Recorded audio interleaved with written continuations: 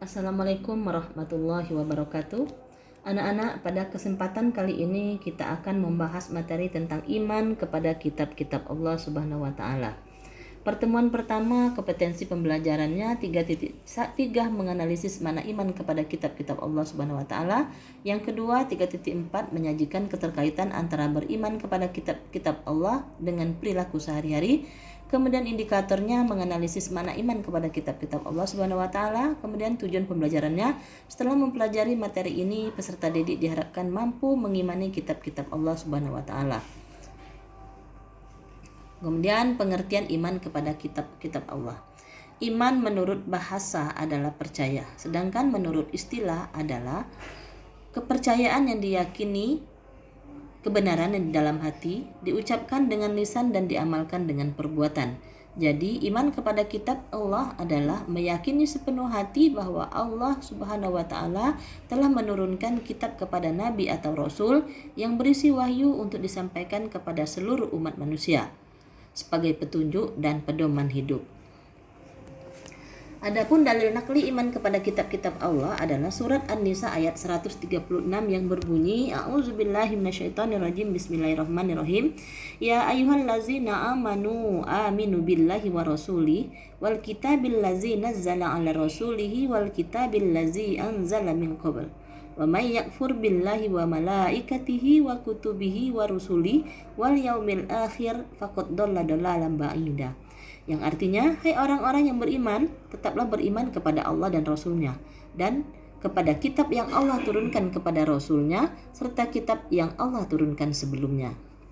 Adapun kandungan ayatnya menjelaskan kepada orang yang beriman untuk tetap meyakini dan mengimani Allah Subhanahu wa taala dan Rasul-Nya. Barang siapa yang kafir atau ingkar kepada salah satu rukun iman, maka sesungguhnya orang itu telah sesat sejauh-jauhnya dari petunjuk dan kebenaran. Maka dari itu mereka kembali kepada jalan hidayah. Kemudian pengertian kitab dengan suhuf. Suhuf itu apa? Suhuf adalah wahyu Allah yang disampaikan kepada para nabi yang masih berupa lembaran-lembaran. Suhuf berisi tentang pujian, zikir, nasihat, dan tidak wajib untuk mengajarkannya kepada manusia. Sedangkan kitab adalah wahyu Allah Subhanahu wa taala yang disampaikan kepada para rasul yang sudah berupa kitab atau buku yang berisi peraturan, ketentuan, perintah, dan larangan yang dijadikan pedoman hidup manusia, yang diturunkan pada masa yang berlainan, yang berisi ajaran pokok yang sama, yaitu mengesahkan Allah Subhanahu wa taala. Yang berbeda hanyalah dalam hal syariat yang disesuaikan dengan zaman dan keadaan umat pada waktu itu. Kemudian kitab-kitab Allah Subhanahu wa taala dan para penerimanya. Di dalam Al-Qur'an disebutkan bahwa ada 4 kitab suci Allah diturunkan kepada Nabi. Yang pertama yaitu kitab Taurat. Kitab Taurat yang diturunkan kepada Nabi Musa alaihi salam sebagai pedoman bagi Bani Israel. Kemudian isi pokok ajarannya dikenal dengan 10 perintah Tuhan.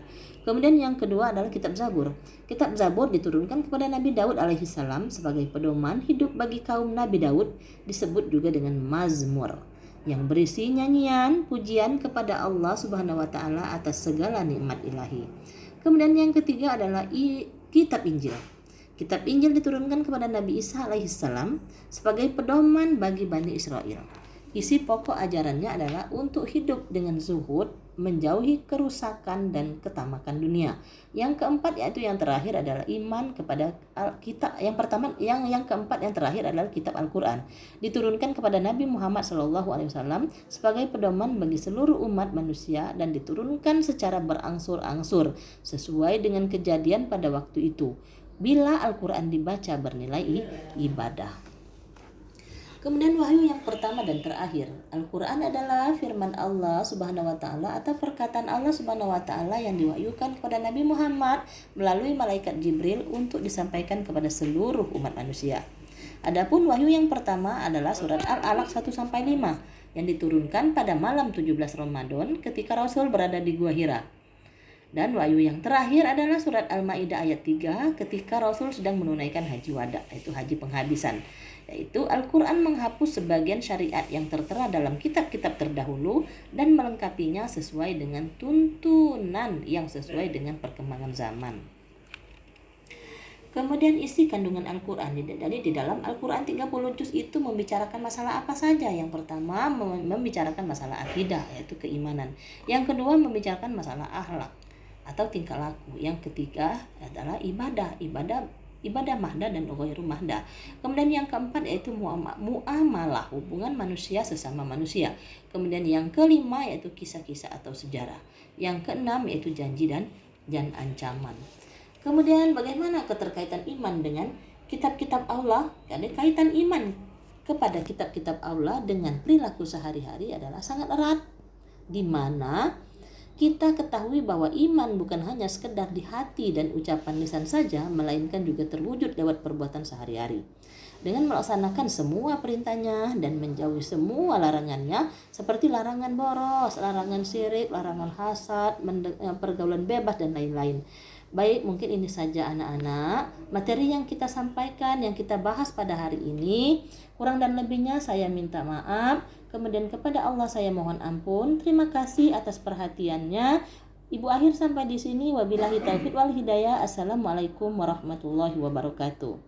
Dan jangan lupa tugas silakan buka LKPD-nya dan kerjakan tugas tersebut secara berkelompok.